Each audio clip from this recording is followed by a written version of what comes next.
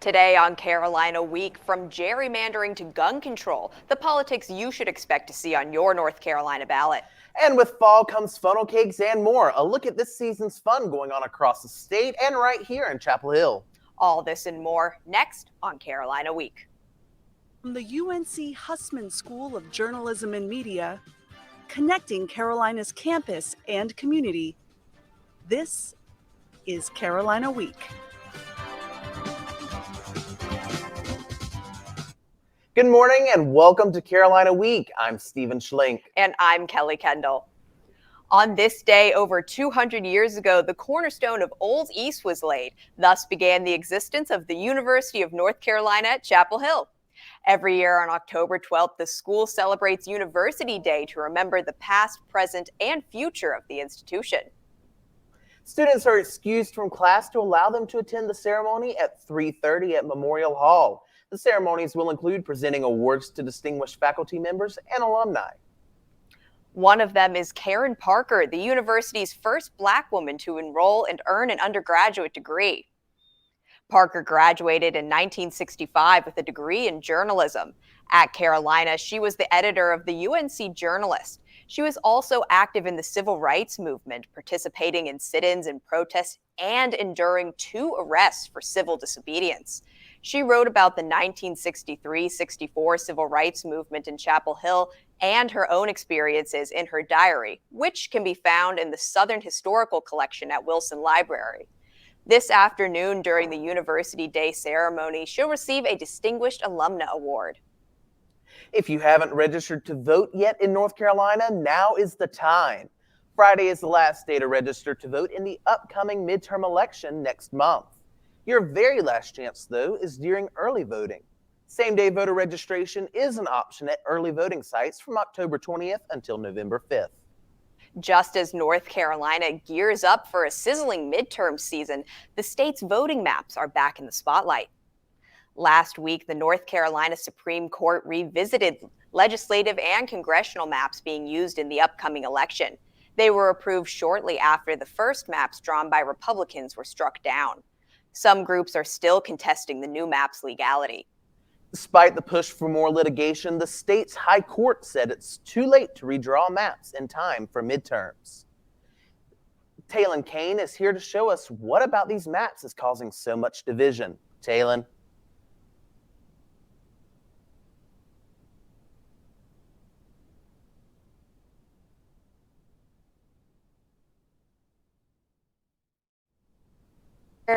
Is the 2011 congressional map.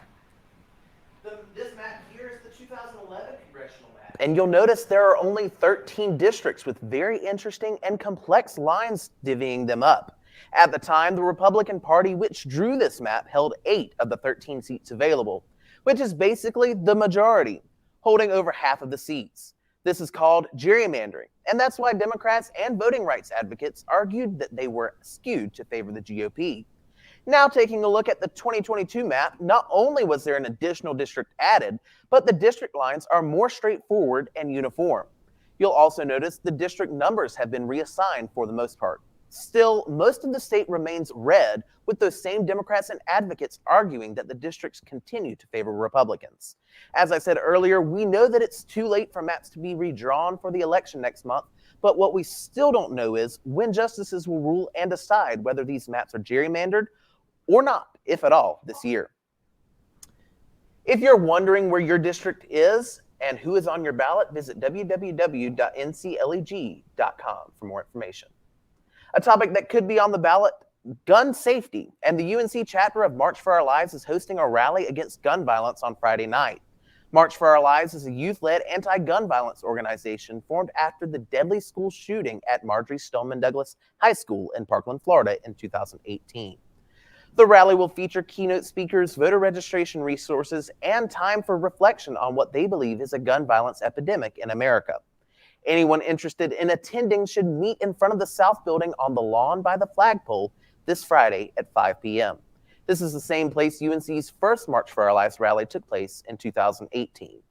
The rally is timed just as jury deliberations begin today in the case of Parkland, Florida shooter Nicholas Cruz. He will either face life in prison or the death penalty.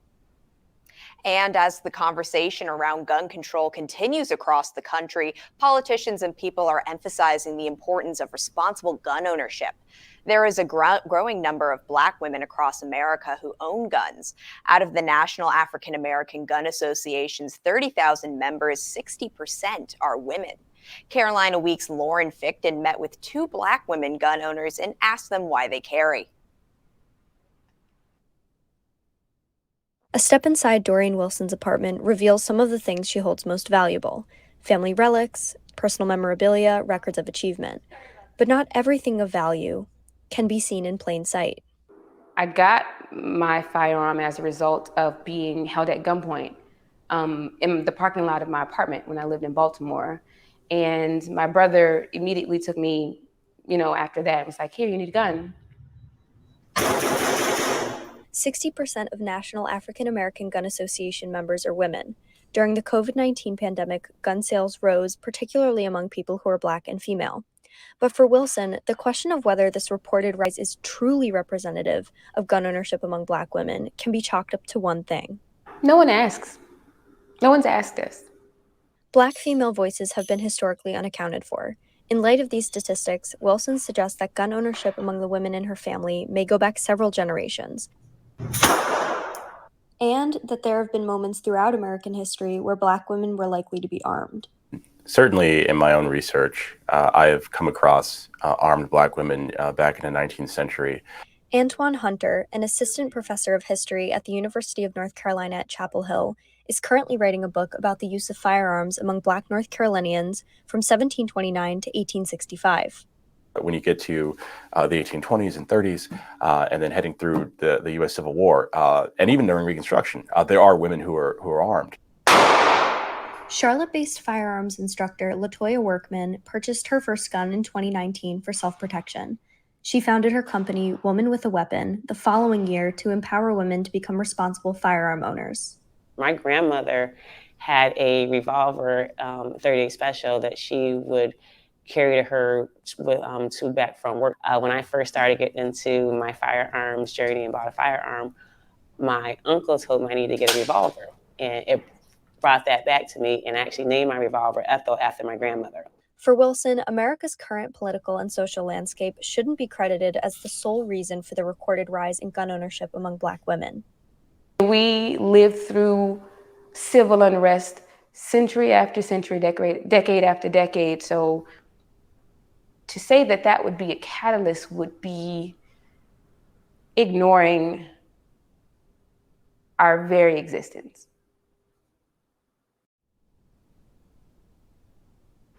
Last week, we reported that the university published its new annual Security and Fire Safety Report. It's mandated by the Federal Clery Act and contains security policies and crime data for the previous year. I sat down with UNC Police Chief Brian James to break down the report. The annual security report was released in a formal notice email on September 30th. It outlines how to report crimes, alert system information, security programs, and more. According to Chief James, access to this information is a crucial part of promoting open communication with law enforcement on campus. Everyone deserves to know what's going on their campus. They also deserve to know how we are addressing problems. The report tells UNC police what kinds of crimes are happening and where they are occurring on campus. James says the report informs the department's crime prevention efforts for each school year. It really guides us and lets us know where the problems are and helps us to devise a plan from day to day, week to week, year to year on where we should focus on how to make this campus as safe as possible. There are some notable statistics from the report. In 2021, there were 27 cases of stalking. James said students can prevent these incidences by thinking about the pathways they take to on-campus locations and by walking with friends in well-lit areas. He said stalking can also occur through email, text, and social media, and encouraged students to be cautious online. I would discourage anyone from taking photos that essentially give your time and location. Last year, there were also 15 cases of motor vehicle theft. James said these usually occur when students leave their cars unlocked. He recommends making sure car doors and windows are secured and that valuable items are out of sight. Overall, James said with many crimes, prevention is key. My philosophy and our philosophy is that we want to prevent a crime before it happens. For more details about crime and other public safety concerns, find the full report at police.unc.edu. Next on Carolina Week, we have an exciting weekend ahead with a festival, a fair, and football. Stay with us.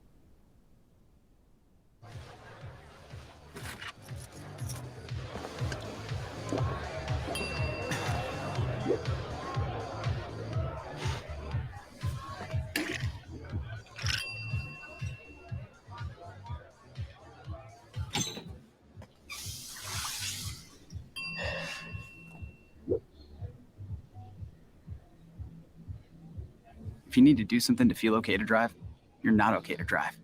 Don't drive buzzed.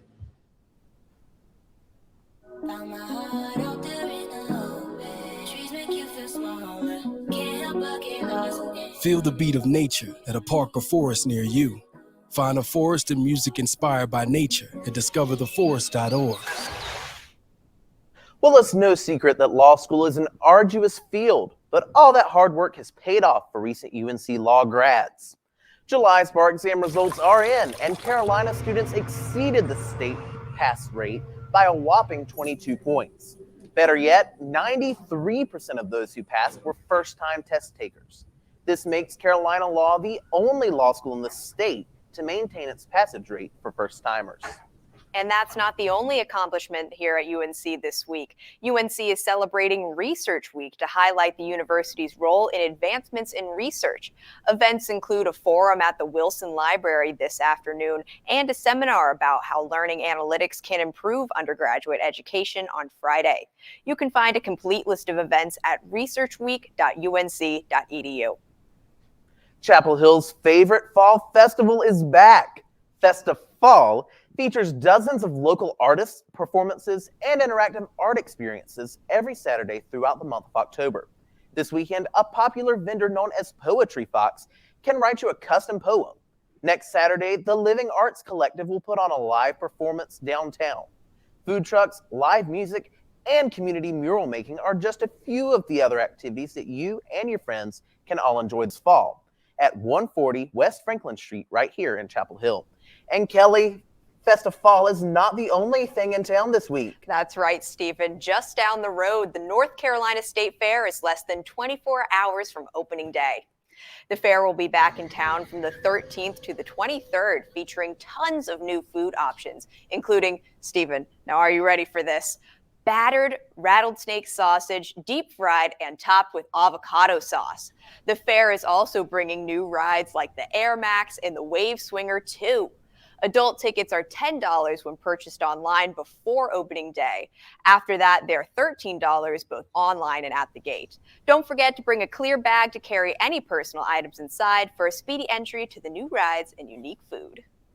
Kelly, the rattlesnake sausage, I don't know if that's my thing. What do you think? I'm not sure if I can do it either. I think I might stick to the fried Oreos. How about you, Stephen? I'm right there with you. And the street corn in Doritos. That sounds so good, and I'm definitely Now that gonna try sounds delicious. I think I'll have to give that a go this year too. Definitely. And one thing that you need to factor in as you're planning your trip to the fair is the weather.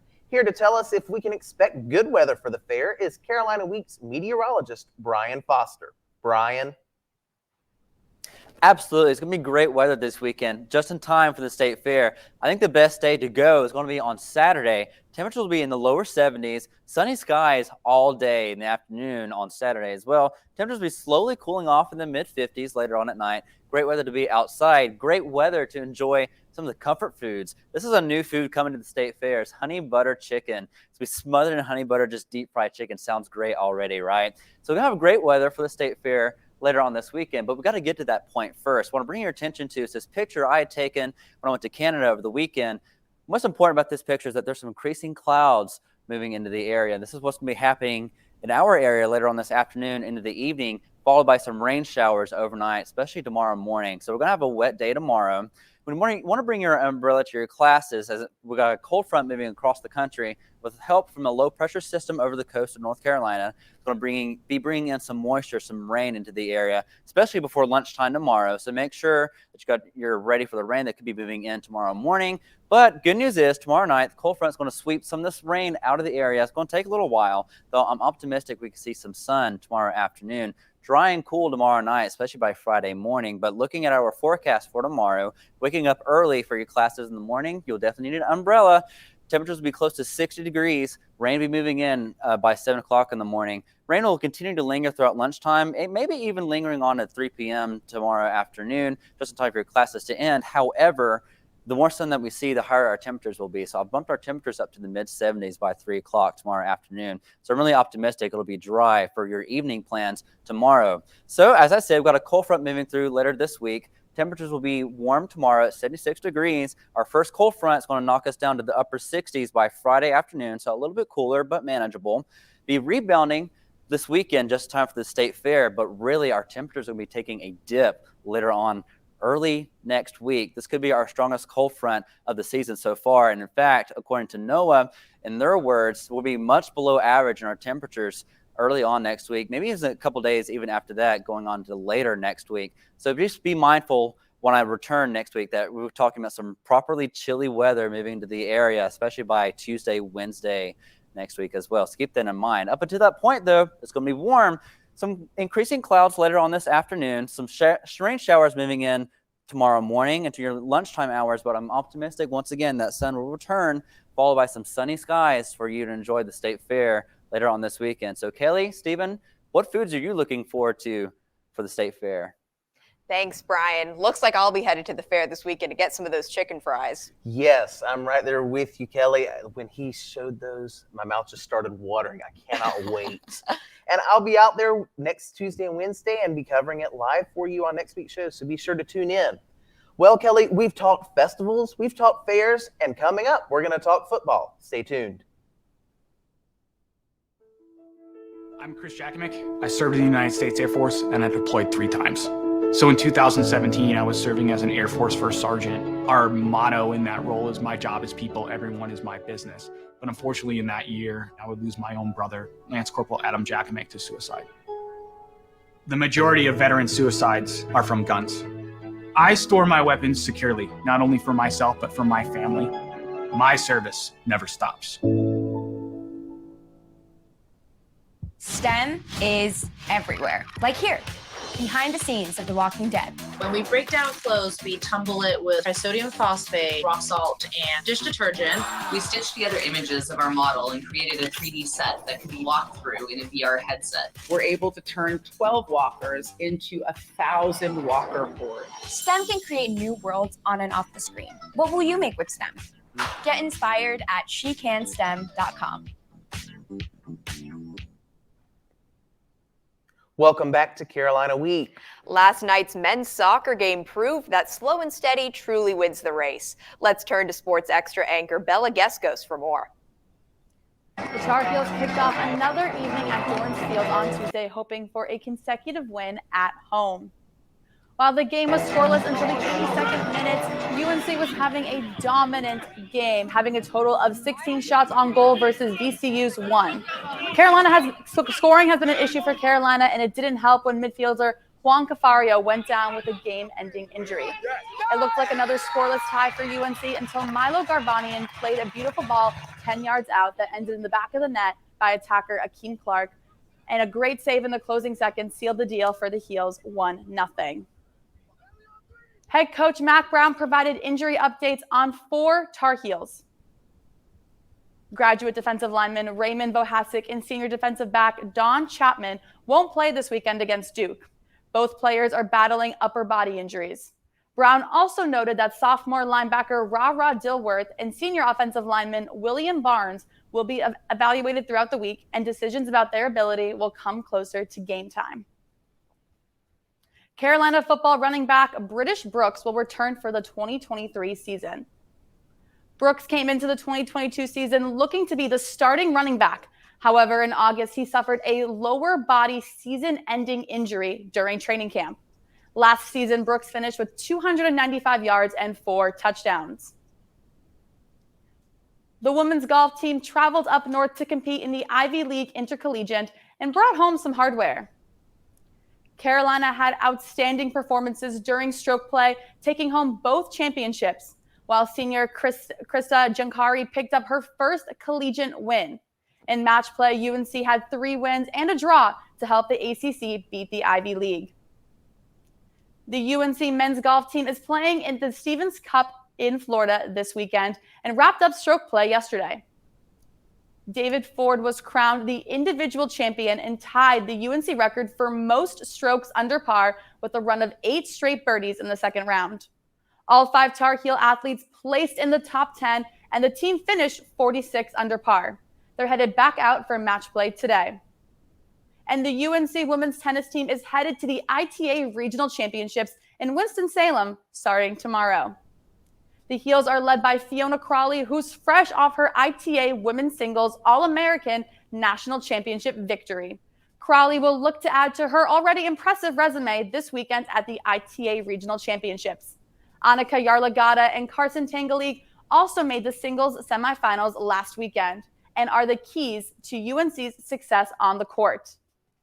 Carolina will look to stay dominant in the regional championships this weekend before heading back to fight for a national title in less than a month.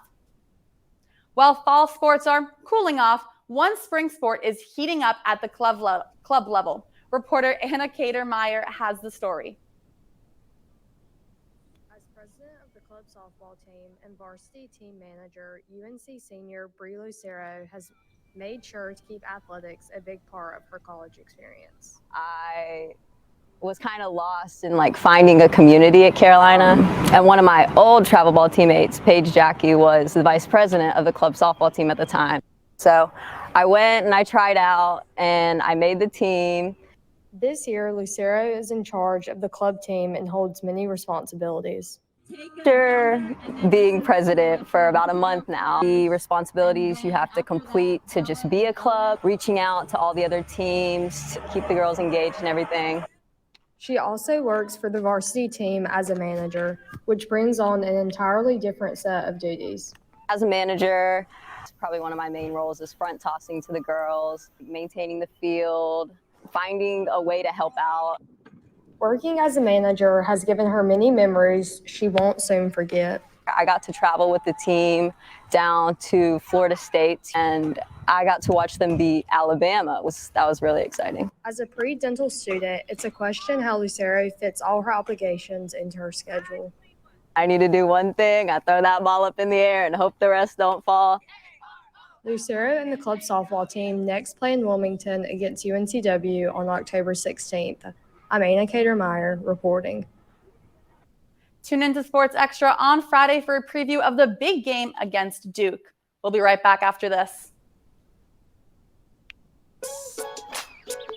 Worried about your friend but don't know how to reach out? You could say, how are you, or get a fake tattoo. You could ask with an app if it works for you. You could chat with them in VR. It's all good if you think you should check in. Yeah, you should. Whatever gets you talking. Reach out to a friend about their mental health. Whatever gets you talking. Learn how you can help at seizetheawkward.org. Jordan knows he shouldn't eat this entire bowl of nachos, but tonight he's earned that right because a few hours ago in the middle of happy hour, he recognized a sign, not from the gods or a bolt of lightning, but from a double heart, a kissy face, and a fourth ha in ha ha ha. That's when Jordan knew he was buzzed. So when it was time to go, he got a ride home instead of driving. Be a legend like Jordan. Recognize your buzz warning signs and get a ride home. Buzz driving is drunk driving. Sometimes an act of kindness can be more than enough to make a child smile. That's right, and our reporter Kyle Ennis has a story that might make you smile too. I like the princess. For children and families who are medically vulnerable, struggle with a disability, or underserved, any glimmer of hope can disappear quickly. One organization, A Moment of Magic, or AMOM for short, changes those frowns upside down by bringing the magic right to Chapel Hill. The I didn't even get to go to Disneyland, but I saw them here. No matter the age, every child deserves a chance to make a new friend, regardless of the challenges they have faced or continue to face. For some of the lost princesses, they too gained some new friends. The best part about meeting all the kids is how excited they get to see me, and it's awesome to interact with them and form relationships. I love it. A Moment of Magic strives to making lasting connections with these families. Felt very loved, and it's been a great distraction. It's been a great to be able to stop thinking about cancer and the worries and the sickness, and to be able to think about things that they would love regardless, and just what a joy that's been. In moments of joy that are just so sweet, they feel like magic. In Chapel Hill, I'm Kyle Ennis, Carolina Week. Kelly, I think Kyle hit the nail on the head. That was just so sweet to see that. Gosh, that was absolutely heartwarming. And it's hard not to love princesses. My favorite was always Cinderella. Did you have a favorite, Stephen? I personally didn't, but I know that my sister absolutely loved The Little Mermaid, so maybe by proxy that'll be mine. Another great option. That does it for this edition of Carolina Week. We'll see you right back here next time.